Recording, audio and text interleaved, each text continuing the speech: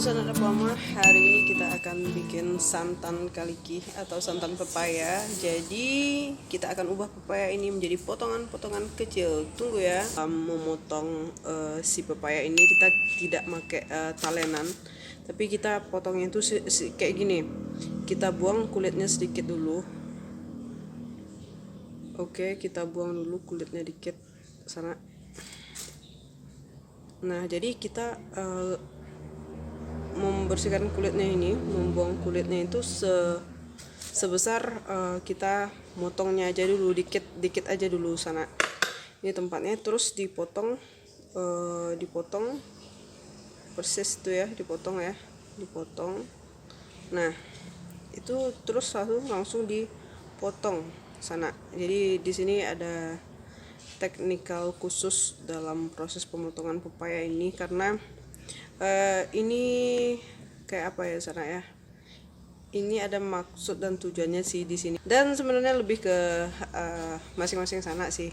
Ada orang yang suka seperti ini karena kelihatan lebih bersih aja, karena sentuhan tangan agak kurang gitu sana.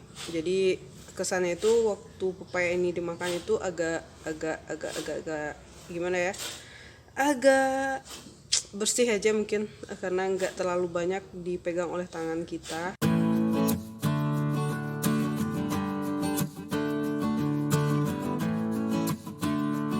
Oke sana, setelah kita cuci tadi, jadi kita akan dinginkan dulu. A few moments later. Oke, dan sana ada Pama. Jadi kita ini persiapan santan untuk pepayanya. Jadi ini adalah santan setengah kelapa. Ini adalah 3 sendok makan gula pasir, dan ini garam sedikit saja, dan 1 vanile. Jadi kita masukkan semua bahan-bahan ini ke dalam santan. Oke, kita tuangkan. Kita tuang. Dan kita akan masukkan vanile dulu. Oke, setelah semua kita masukkan, kita akan aduk sampai merata.